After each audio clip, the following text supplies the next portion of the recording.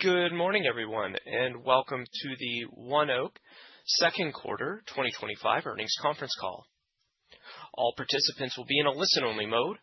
Should you need assistance, please signal a conference specialist by pressing the star key followed by 0. After today's presentation, there will be an opportunity to ask questions. To ask a question, you may press star and then 1 on your touchtone phones. To withdraw your questions, you may press star and 2. Please also note today's event is being recorded.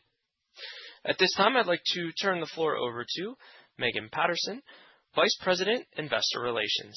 Ma'am, please go ahead. Thank you, Jamie. Welcome to ONEOK's second quarter 2025 earnings call. We issued our earnings release and presentation after the markets closed yesterday, and those materials are available on our website. After our prepared remarks, management will be available to take your questions. Statements made during this call that might include ONEOK's expectations or predictions should be considered forward-looking statements and are covered under the safe harbor provision of the Securities Acts of 1933 and 1934.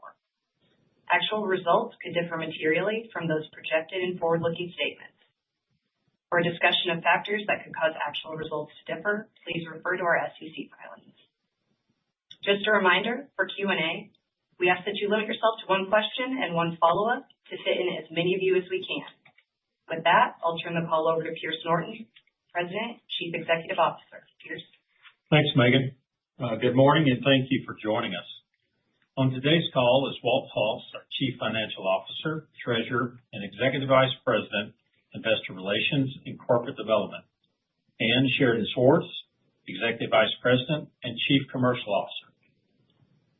Also on the call are Kevin Burdick, Executive Vice President and Chief Enterprise Service Officer, and Randy Lentz, our Executive Vice President and Chief Operating Officer. Yesterday, we announced higher second quarter results and affirmed our 2025 financial guidance ranges, which were originally provided in late February.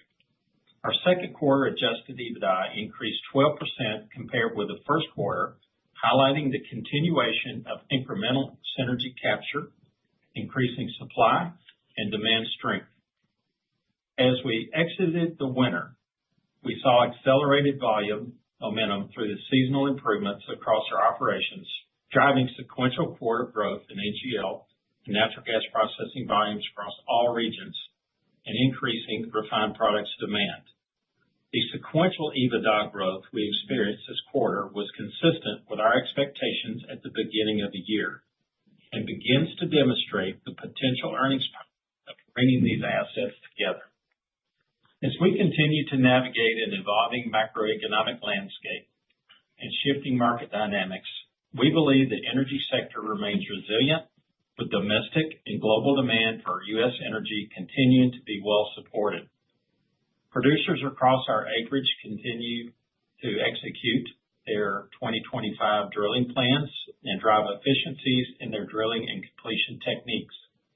We're monitoring the 2026 market dynamics closely while continuing to execute on our growth strategy and support supply and demand market needs. Our focused investments on high return organic projects, such as the Bakken's Elk Creek Liquids Pipeline, West Texas NGL Pipeline, and Denver Refined Products Pipeline expansions, and the Medford Fractionation Facility, provide significant operating leverage and position us to capture incremental growth across our assets in the Williston Basin, the Powder River, Mid-Continent, and Permian Basins. Today, we are announcing a final investment decision on a new natural gas processing plant in the Permian's Delaware Basin, further expanding and enhancing our presence in what is a key strategic area for ONEOK. Sheridan will provide more details on this project and our Permian growth strategy in his remarks.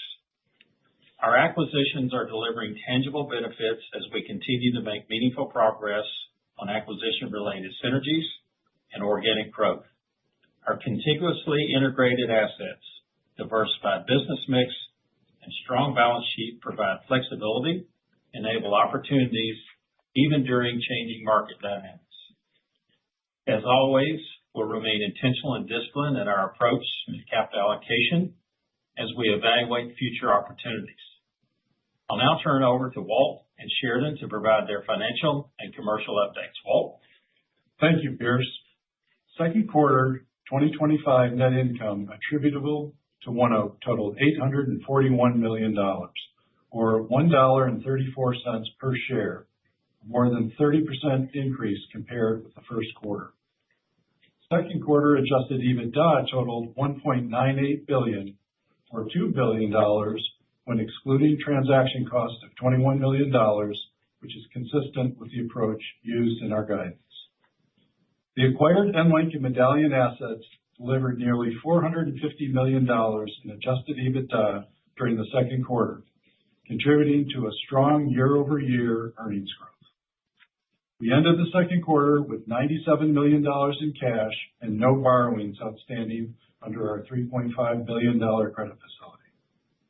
During the quarter, we reduced our senior notes by nearly $600 million, including more than $400 million of notes paid at maturity. Year to date, we've extinguished nearly $850 million in senior notes, underscoring our proactive approach to managing debt and clear progress towards achieving our long-term leverage target of 3.5 times, which we expect to reach in 2026. With yesterday's earnings announcement, we affirmed our 2025 financial guidance ranges, including net income attributable to ONEOK of $3.1 billion to $3.6 billion, and adjusted EBITDA range of $8 billion to $8.45 billion. Our expectation to achieve results within our guidance ranges reflects current market conditions and is supported by producer performance, recently completed projects, increasing seasonal demand for refined products, and the timing of acquisition-related synergies. While the market environment and commodity price outlook is different today than when we originally announced financial guidance in February, we continue to see resilience in producer activity across our operations and benefits from our integrated system. We also remain on track to realize approximately $250 million of synergies in 2025, consistent with our guidance, with significant additional contributions expected in 2026. Our 2026 outlook, also provided in February, was based on commodity prices at the time. Given current market conditions, we believe our 2026 outlook for adjusted EBITDA should be adjusted downward by approximately 2% or $200 million to reflect current commodity prices and resulting spread differentials. We continue to expect year-over-year mid to upper single-digit EBITDA growth in 2026. We are tempering our previous outlook based on a cautious macro environment. In addition to our future earnings growth, we also reviewed our tax position following the recent tax legislation and expected a benefit of more than $1.3 billion in lower cash taxes over the next 5 years, due primarily to enhancements related to bonus depreciation and interest expense deductibility. With our commitment to investing in infrastructure that strengthens energy security and resilience, the enhanced tax provisions enable us to immediately expense the full cost of qualifying investments. We now don't expect to pay any meaningful cash taxes until 2028, which is a year later than our previous expectations. Additionally, we expect our cash tax rate in 28 and 29 to be less than the full 15% corporate alternative minimum tax rate, which is lower than our previous expectations. This increase in expected free cash flow will enhance our flexibility as it relates to capital allocation. I'll now turn the call over to Sheridan for a commercial update. Thank you, Walt. During the second quarter, we saw a significant rebound in volumes following normal and expected first quarter seasonality. We experienced strong sequential quarter growth coming out of the first quarter, with higher natural gas processing volumes and double-digit NGL growth across all regions. Taking a closer look at the natural gas liquid segment, total NGL raw feed throughput volumes increased 18% compared with the first quarter. Rocky Mountain region volumes averaged nearly 470,000 barrels per day, a record for the region, driven by increased ethane recovery and higher propane plus volume compared with the first quarter of 2025. Mid-Continent and Permian NGL volumes both increased 20% compared with the first quarter, supported by higher ethane recovery levels, improved seasonality, and newly contracted volumes beginning to ramp up in the Permian Basin. During the quarter, we experienced lower fractionation utilization due to maintenance, which resulted in a $13 million impact in the second quarter from unfractionated NGLs and inventory. We expect to fractionate these NGLs and recognize their earnings over the next 2 quarters. We saw minimal impacts from ethane export disruptions during the quarter. The importance of ethane to the global market was evident during this period, and it's clear there's a strong demand for U.S. ethane in the global market. We continue to see opportunities for economic ethane recovery across our system for the balance of the year. The build-out of connectivity between our Mont Belvieu and Conway NGL platforms and our strategic Houston and Mid-Continent refined products assets remains on pace. All 3 critical Houston connections of Galena Park, East Houston, and our Pasadena MVP joint venture are expected to come online in the third quarter of this year. We have a strong line of sight to these pipelines operating at high utilization and delivering earning contributions in the fourth quarter of this year. With executed synergies related to our liquid blending business, we expect record blending volumes in 2005 and 2006. Our Texas City LPG export joint venture is also progressing as planned, and we continue to have a lot of interest from customers on this strategically positioned wellhead to water solution. Moving on to the refined products and crude segments. Second quarter refined product volumes increased sequentially as seasonal demand ticked up. We expect continued demand growth in the third quarter as we've entered peak summer travel season. Diesel and aviation fuel volumes have remained strong during the first half of the year, and we expect that to continue for the remainder of the year. Regional supply disruptions in Mid-Continent tempered gasoline volumes during the quarter. However, volumes have recovered following the completion of refinery maintenance in late spring. Following the July tariff rate adjustments, we increased our refined products rate by mid-single digits as expected.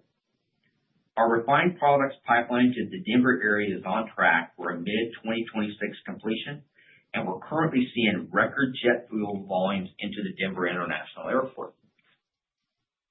Turning now to our crude business. Our gathering and long-haul assets to continue to perform with wellhead gathering volumes on our Medallion assets up approximately 20% year over year. The overall decrease in crude volumes compared with the first quarter of 2025 was due primarily to low margin exchange volumes. These volumes have significantly lower rates than wellhead gathering or long-haul shipments, so their earning impact was not material. Moving on to the natural gas gathering and processing segment. Volumes increased all regions compared with the first quarter of 2025, with producers increasing activity coming out of winter. Looking first at the Permian Basin. Following 4% growth in volumes in the second quarter, we reached 1.6 billion cubic feet per day in July.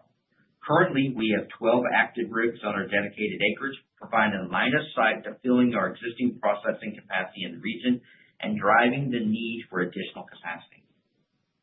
In addition to our already announced 150 million cubic feet per day relocation to the Midland and approximately 75 million cubic feet per day of low-cost expansion at existing Delaware facilities, we've also reached FAD on a construction of a new plant in the Delaware Basin. The new Bighorn plant will have a capacity of 300 million cubic feet per day with the ability to treat high CO2 gas.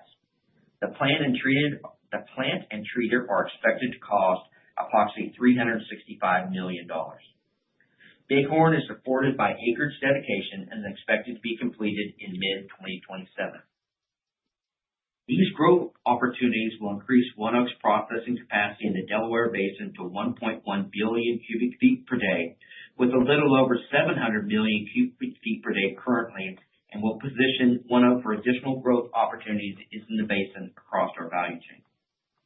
The Permian Basin continues to be a key area of strategic growth for us, and we will continue to be actively engaged and intentional in assessing opportunities to expand and enhance our integrated operations within the basin. In the Mid-Continent, there are 12 rigs running on our dedicated acreage in Oklahoma, and a number of projects underway to connect and optimize assets in the region. Second quarter natural gas processing volumes increased 9% compared with first quarter, in line with our expectations, and continue to show resilience. Rocky Mountain region processing volumes averaged more than 1.6 BCF per day in the second quarter of 2025, a 4% increase compared with the first quarter.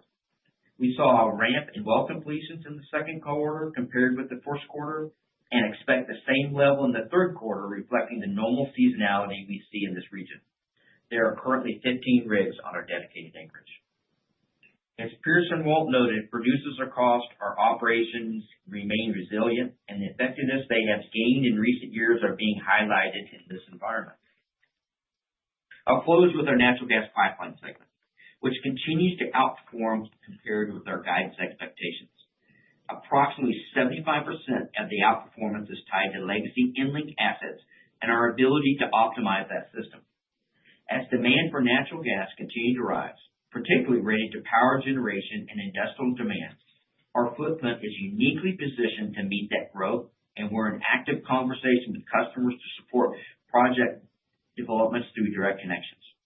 We are also well positioned to benefit from increased demand tied to LNG exports in Louisiana. Pierce, that concludes my remarks.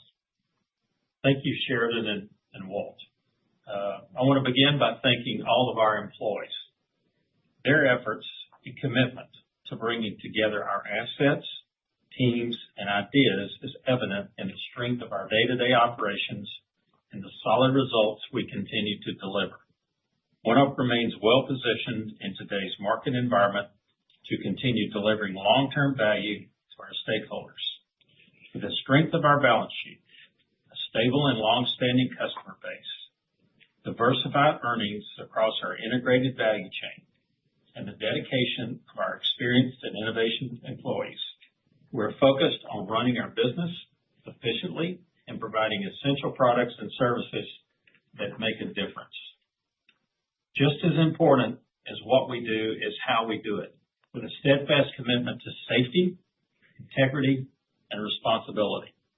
In that spirit, I am pleased to share that our 17th annual corporate sustainability report will be published on our website this week.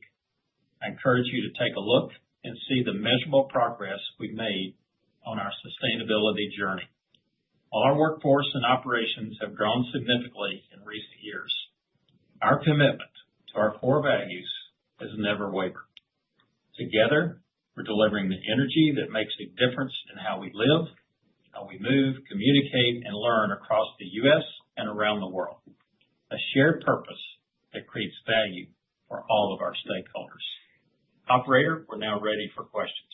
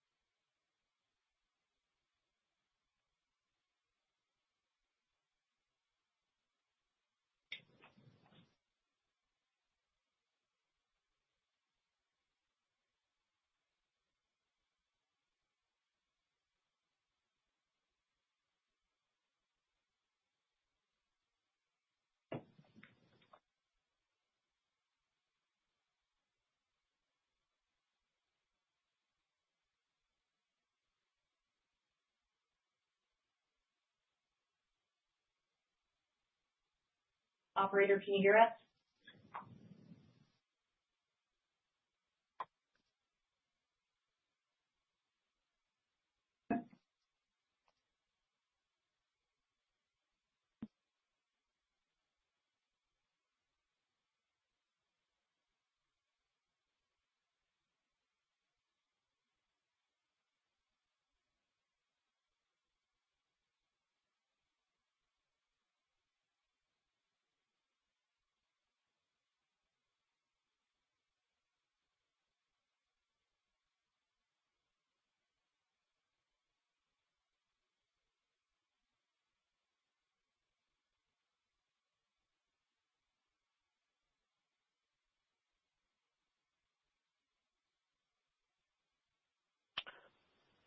And ladies and gentlemen, at this time, we'll begin the question and answer session. To ask a star and then one on your touchtone phones. If you are using a speakerphone, we do ask you please pick up the handset prior to pressing the keys. To withdraw your questions, you may press star and two. We ask that you please limit yourselves to one question and a single follow-up. At this time, we will pause momentarily to assemble our roster.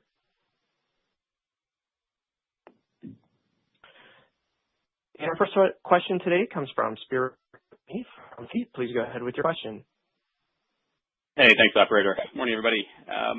First question, maybe to start with the 2026 outlook. Can certainly sympathize with the change in the environment since February. And Walt, I guess I'm curious how lean you describe this revised outlook. I think you said mid to high single digits. And if you could, maybe just provide a little bit more color on how much of that growth is hardwired by either contractual volumes, synergies, cost savings, in other words, things that don't necessarily rely on volume growth. So this is Pierce. Let me take a shot at that first, and then I'll pass it to Walt to add some additional color. But I think you hit on it, which is, with the volatility in the market, the spread differentials that have tightened in comparison to those that we used as assumptions that we used for that 2026 EBITDA outlook. As we said in the script, we continue to work with our producers and understand their 26 plans as well, in a kind of up and down commodity market, especially related to oil prices. So given both of these factors, we did lower our 26 outlook by around 2%, or that $200 million, as Walt said in his remarks. I'll turn it over to him for a little bit more color on this as well. Yeah, Spiro, the strength here in our 2026 outlook really comes from the fact that we have a number of projects that come on in 2026, including the refined products expansion. We'll start to see the ramp on West Texas LPG. But more importantly, the connections of Easton and some of the other connections between our refined products and NGL business. Those connections are expected to provide more of the incremental increase over 2025 than producer activity. So it's really a benefit from these ongoing synergies layering in, and then producer activity on top of that. Great. That's helpful color. Second one, maybe just going to natural gas. Sheridan, like you said, always seems to be a bright spot, especially now with these EnLink assets in there. And I guess I'm just curious, two-part question here. One, just give us a little bit more color on exactly what's driving that, and if it's become something ratable enough to maybe start including in the forward guidance. And then you also mentioned data centers and AI and power demand on the back of your comments there. Still in discussions. Just curious, where you are maybe innings-wise in those discussions and when we should expect an announcement on that front. Well, I'll start with the AI on that and the data centers and the industrial. Obviously, I think we're in discussions with over 30 different people. Obviously, not all of those are going to come to fruition, and we're at different levels. But what we've learned through that, it's not done till it's done. But we are actively and participating in some. Some we think are further along than others.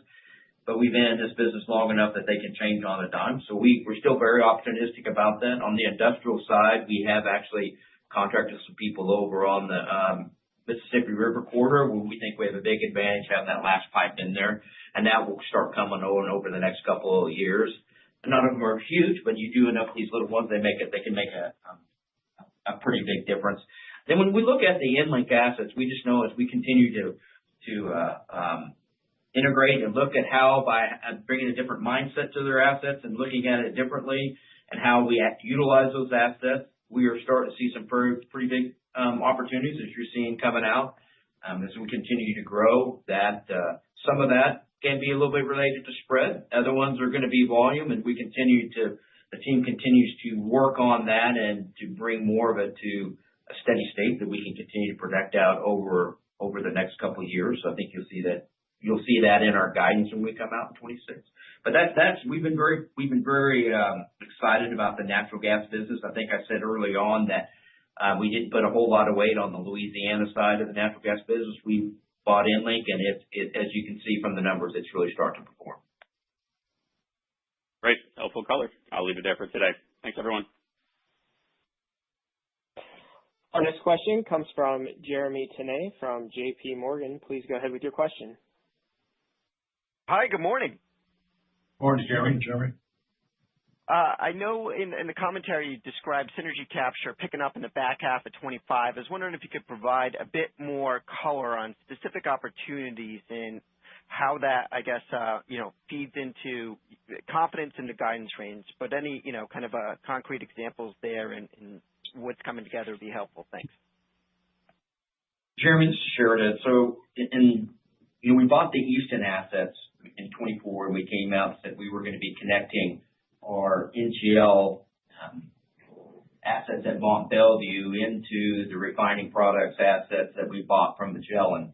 And you're seeing that starting to come through. That's going to be done here at the end of this quarter. And that's going to do two things for us. That's going to create more volume for us, to be more NGL volumes to blend, and also be able to reduce our cost to be able to blend, which even creates more value when you to be able to blend if the spreads are there. So that's what you're seeing in the Easton assets. But also in the Easton assets, as you think about going into MVP and Galena Park, we'll be able to actually sell that product to some of our customers at that location, giving them a better product at that location, a better service offering, and obviously they'll move a lot more volume in there. So we're going to see some pickup in both blending and tariff as those assets come back on. Then as we look into 2026, we're also doing this same thing up in the Mid-Continent, where we're connecting our Conway assets into our Mid-Continent refining assets. So once again, we can make sure we have the right amount of volume there. When the blend opportunity is there, we can reduce the cost of getting that butane to that location, which allows us even to push it out further on our system. And these are kind of the last big projects that we have of the blending aspect of the Magellan acquisition. We've done other ones and put them in service. And if you remember in my comments, I said right now in 2025, we're expecting record blend volume on our system. In 2026, everything looks like we will beat that volume as well, the 25 volume in 26. Got it. That's helpful. Thank you. And then just wanted to pivot towards BridgeTex here. I was wondering if you could provide a bit more color on, economics there in, synergies as well. And will you be consolidating BridgeTex? Well, Jeremy, we were opportunistic here. We had the opportunity to increase our holdings from 30% up to 60% at very attractive multiples compared to recent transactions in the marketplace. Given the connectivity to our Medallion assets, we really thought that made a lot of sense to continue to get more of that business. No, we will not be consolidating it going forward because we still have a governance structure with our other partner there that gives it more of a 50-50 type of governance. Got it. That's helpful. Thanks. And ladies and gentlemen, our next question comes from Teresa Chen from Barclays. Please go ahead with your question. Morning. Looking at the downstream side of things on NGLs, Your largest competitor in Permian NGL infrastructure has publicly disparaged the economics of new LPG export facilities. Do you care to respond to this, and how has the commercialization progress been for your JV Texas City terminal? What I'd say is what we said earlier. We're not going to talk about infill contracts or whatever, but we have had a lot of interest in our dock going forward, and this is out in 2028. And the big reason for this interest is really our by far premium location outside of the Houston Ship Channel, right next to an hour away, hour or 2 hours away from Buoy Zero. It's a much better logistic location. So right now we are seeing rates in line with what our estimated economics are. So we are still very excited about this project going forward. Teresa, this is Pierce. The only thing I would add to that is, if you look at the LNG exports, you look at the AI demand, that additional volume, whatever that number is going to be, whether or not that's 14 BCF a day or higher, a significant amount of that is actually going to come with liquids, and you can actually back calculate, how much liquids is going to come with that additional volume. And we do think there's going to be plenty of propane and butane out there to ship globally. That's very helpful. Thank you. And looking at the volatility that we've seen year to date in commodity prices, would you expand a bit more on the activity and expectations you have on G&P volume by basin and what those conversations with your producers look like at this point? Sure, Teresa. What I'd say is in the Bakken right now, our volumes are still looking to be in our guidance range. But overall, rig counts have stayed steady this past year, and producers are continuing to drill the longer laterals, which reduces the number of wells we need to connect to hold or grow our volumes. And year to date, we're in line with about 30% of well connects being 3-mile laterals. And we still continue to have very active discussions with producers of where they are and trying to wait and see where they come out, where they're going to be in 2026. But obviously, we've seen some pretty good ramp up from first quarter to second quarter. If we go down looking at Oklahoma, we're still seeing strong activity across our footprint, especially in the Cherokee Formation. And you saw that we're up 9% first quarter to second quarter. And we continue to benefit from bringing the EnLink and legacy ONEOK systems together, and the synergies we're driving through there that helps us expand not only our footprint out there, but able to access some of our all of our capacity in our system, and especially be able to prioritize our higher efficiency capacity. And as you move to the Permian, we're seeing volumes ramp to the second quarter. Obviously, we kind of, as we said last time, we were a little slow kind of coming out of the gate, but we caught up pretty quickly. And at 1.6 BCF, we were in line where we thought we'd be at this time, and continue to move forward. There are a couple less rigs in the Midland right now, but the Delaware seems to really be ramping up, and obviously we're moving in. That's why we FID'd this new plan as well as some new expansions, low-cost expansions out in the Delaware. So out there we see a very long runway for growth. And so here coming up pretty soon, we'll have all the new expansions in the Midland with that new plant coming down that's backed by acreage dedication and volume from existing producers. And then here in 2027, we'll see the new Delaware plant coming online. So even though we're seeing a lot of volatility in the market, the producers for right now seem to be fairly steady or fairly resilient. Excellent. Thank you for that detailed answer, Sheridan.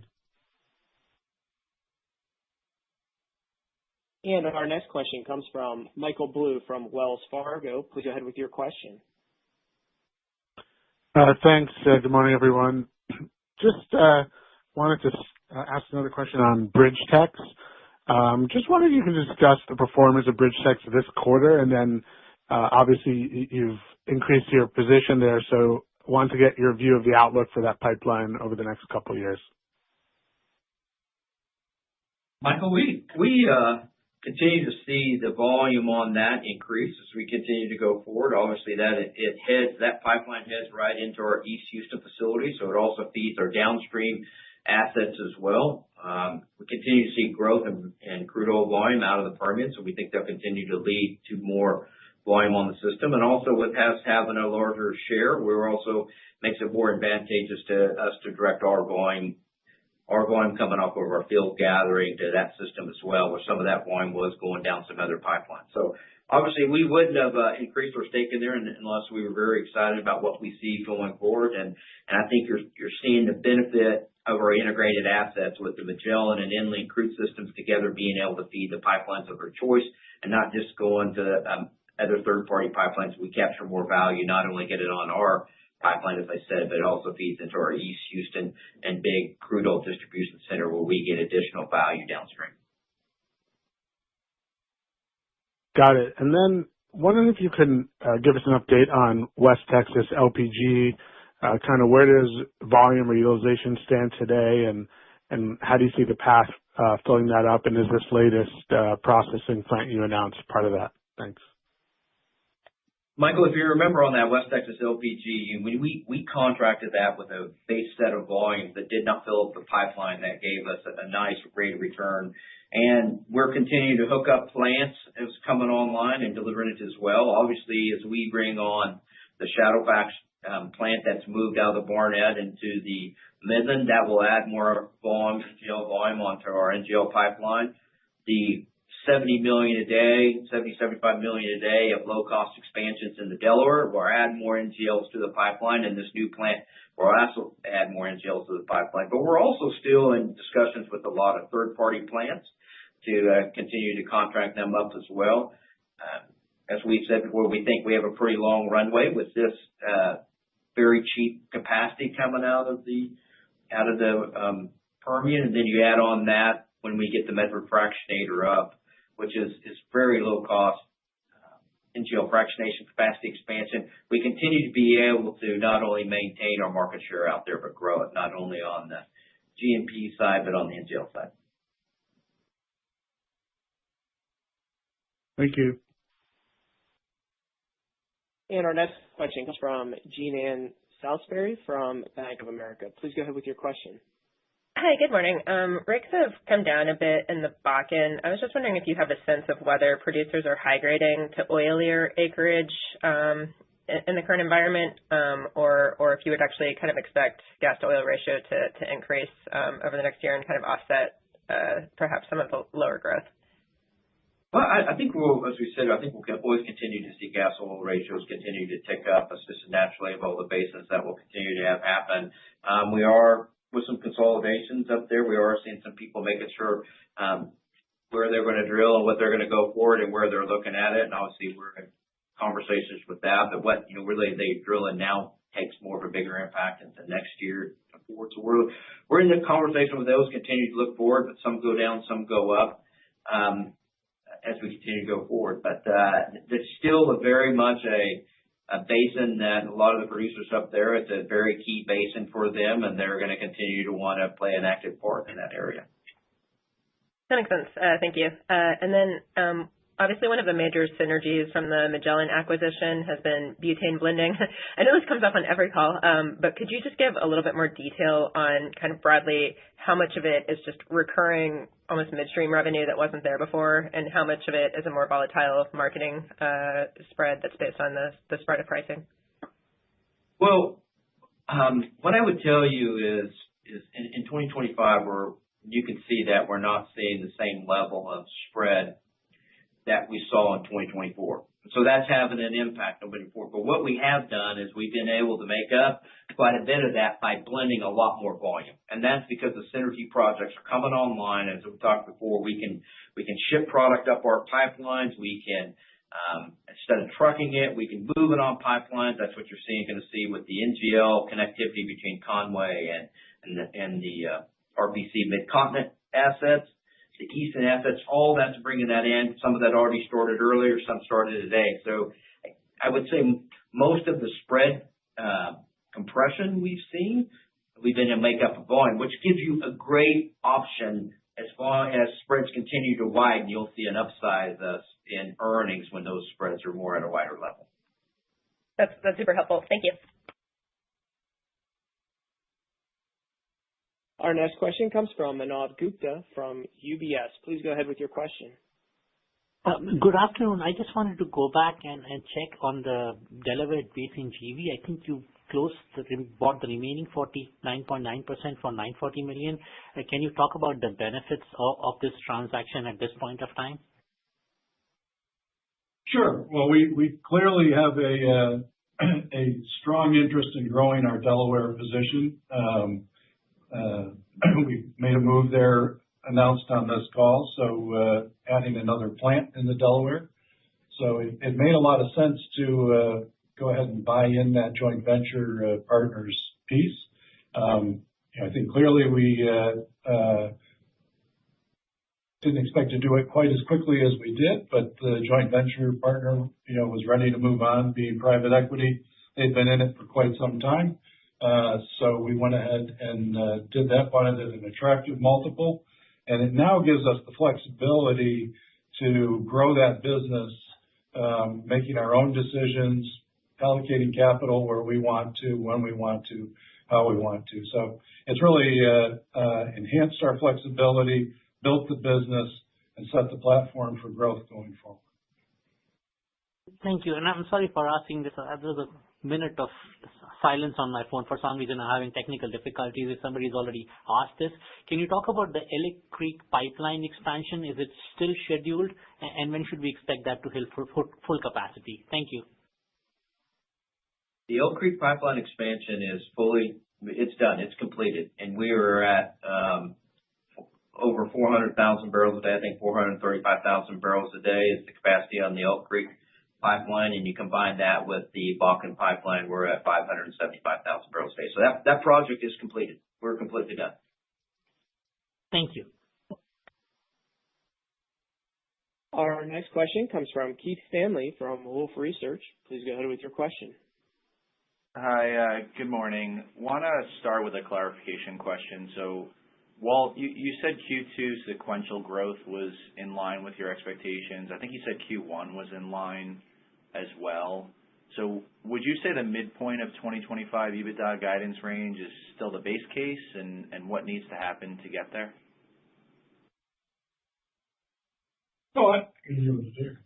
Well, Keith, this is Pierce. We still see the path to our midpoint. There's kind of two keys to that. We've talked a lot today about spreads. So one of those keys for us to kind of get to that midpoint, or maybe even exceed it, is to have some widening of those spreads, especially in our refined products business. And as you know, when crude oil is down, it also affects the RBOB pricing. So it kind of squeezes that spread between the butane and RBOB. And then also just making sure that our producers continue to execute on their 2025 drilling plans. We think that's in line.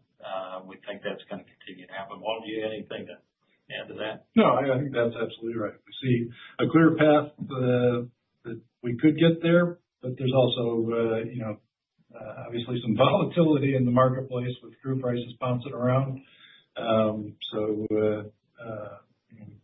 Need a couple of things to fall the right direction, but we're cautiously optimistic. Okay. Thanks for that clarification. My second question I wanted to ask on the LPG export facility. Can you give a sense of how contracted that capacity is at this point and what you're seeing as far as market pricing for LPG exports right now? One of your competitors had a somewhat bearish tone the other day. Yeah, as I said earlier today, we haven't and won't talk about contracts or what we're doing on that side of it for those competitive reasons. What I would say is due to our premier location and everything else, we're still seeing rates in line with our economics of why when we FID'd this project. So I know there's a lot of rhetoric around there, but we definitely think our locations, why we went down there, is really giving us an advantage. Thank you. Our next question comes from Brandon Bingham from Scotiabank. Please go ahead with your question.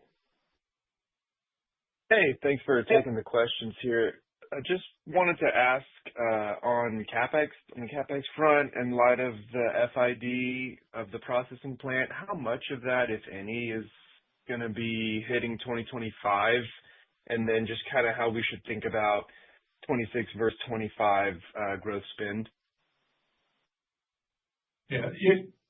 Very little of it is going to really be hitting 25. I mean, we'll start construction, but given where we are in the year, you'll definitely see a bigger spend in 26 than you would in 25. CapEx, we'll give our guidance as we come out in February. But I think consistent with what we've said in the past, we've got a bunch of larger projects kind of rolling off here in 26. The Medford project, spend will start winding down. Our Colorado refined products project will come to completion. So we'll see CapEx starting to trail downward a little bit from that 26 period and forward. Okay, thanks. That's helpful. And then maybe kind of a roundabout way of looking at synergies. You've discussed some of the bigger things as far as the Easton system and the integration plays there, but just kind of curious if there's any maybe more singles, doubles, things that aren't being highlighted that you're seeing could kind of stack up and really drive some of that significant capture that you're discussing year over year. Absolutely. We're seeing a lot of that from all three of the acquisitions. We've talked about some of those publicly about how even with Magellan, we were willing to spend a little more capital on some smaller projects that had high return, but not guaranteed returns on that. They're very high. Those have been in place and are doing quite well. A lot of those little ones you get to Magellan and EnLink, we've had synergies between the two, EnLink and Magellan, by disconnecting those two systems out in the Midland, where we now have trucks, crew trucks that were driving past an EnLink station to get to a Medallion station, or driving past a Medallion station to get to an EnLink station. So we've reduced those costs, being able to come down. Some of the things we do, just different mindset. We're buying more of the product on the Medallion system to be able to feed and fill our other pipelines, our long-haul pipelines. We're part of the Magellan acquisition to get down into our East Houston terminal, where we have a big distribution system going out, and also have an export dock down that area. Continue to grow that in the EnLink legacy and the G&P. We're up in the Mid-Continent. Those assets are sitting a lot on top of each other. We've already had a lot of success where EnLink may have a contract that a well comes up that's a long ways away from them. That would take a lot of extra capital to get there, if it even could be economical. And the legacy ONEOK system was close by, that they could hook that system in there and get very attractive rates. We've been able to tie the systems together to open up more capacity, that we don't have to spend any additional capital. And that makes you more competitive in the marketplace to be able to access more of it going forward. So yeah, there's a long list. There's actually probably more little singles and doubles than the big ones. It's just that they're kind of the same thing, and they're kind of down in the minutia. But I think you can see by our what we've been able to do with these assets and our results, that we are getting a large share of the synergies. Awesome. Great. Thanks so much. And our next question comes from Sunil Sibal from Seaport Global Securities. Please go ahead with your question. Yeah, hi. Good morning, everybody. So, couple of clarifications. Starting off on the blending side of things. I know you talked about good visibility to the volumes in Q4 and 2026. Could you talk a little bit about your hedging strategy, or how much of those margins and those blending operations are hedged as of now, and how does that compare with, say, previous years? Typically don't talk about, for competitive reasons, how much we have hedged. I would say we're in line where we were last year at this time on the hedging activity. We're very opportunistic on that. From the last question, one of the synergies that we have with Magellan is that because of our access to normal butane, we don't have to lock it in when we buy the normal butane to lock the spread in. We can be more opportunistic and see when the normal to RBOB spread's at a level that we like, then we can lock it in, because with our NGL assets, we kind of have butane on demand. That whenever our blenders see the time to build, they can just call our NGL and they'll get the butane form and they'll sell the RBOB against it and continue to go forward. So we can be very opportunistic on that. Just overall, the spreads have been a lot narrower where they were last year.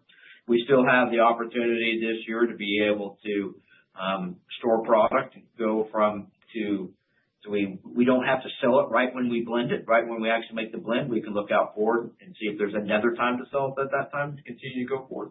So we still have all those opportunities as we can go forward that we've had last year. And like I said, we're in line with where we were last year on hedging that. One thing I would add is that we've spent a lot of time talking about spreads here on this call. I think it's important to put them in context.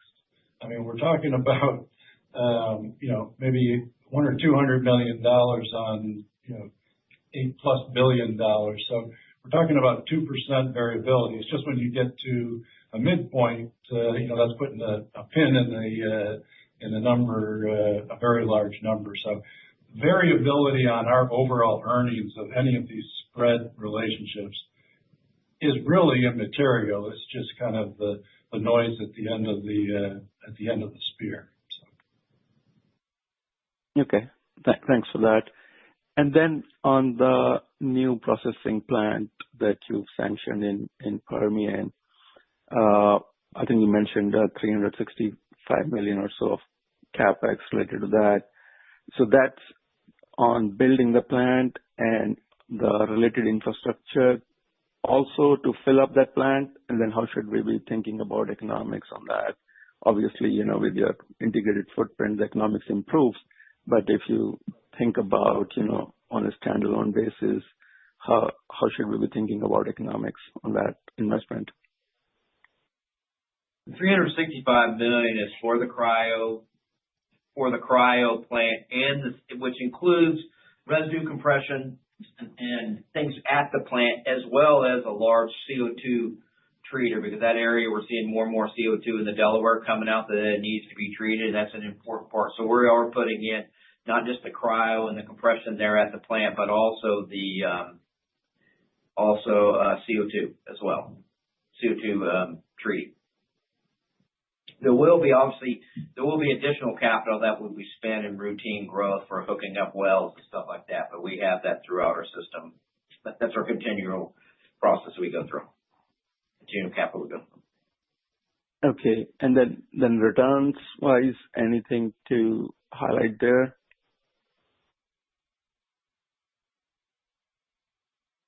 Could you repeat that?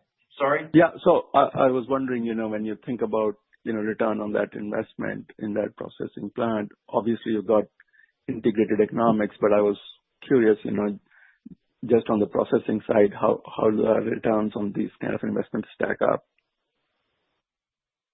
No, we don't ever get into the specific returns on a particular asset, but I think you touched on the key point there is that, the benefit of having the EnLink business as part of the ONEOK overall business is that we get the integrated value all the way from the field throughout our value chain. So it incrementally is quite profitable for us. Got it. Thank you. And we have a follow-up question from Jeremy today from JP Morgan. Please go ahead with your follow-up.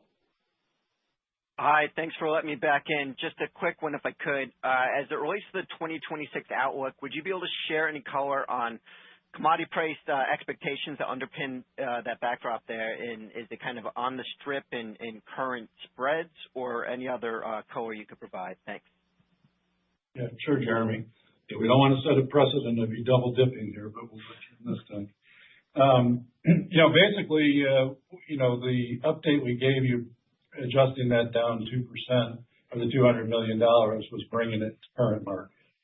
So that's kind of, as we look through that, in that $65, $66 crude range.